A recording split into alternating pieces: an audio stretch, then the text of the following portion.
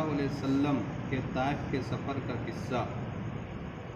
नबूवत मिल जाने के बाद 9 वर्ष तक नबी अकरम सल्लल्लाहु अलैहि वसल्लम मक्का मुकर्रमा में तबलीग फरमाते रहे और कौम की खिदमत और इस्लाह की कोशिश फरमाते रहे,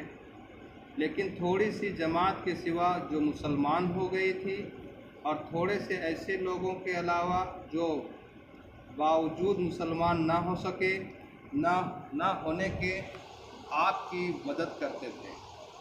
अक्सर कुफ़ार मक्का आपको और आपके सहाबा रज़ियल्लाहु अन्हु को हर तरह की तकलीफ़ें पहुँचाते थे,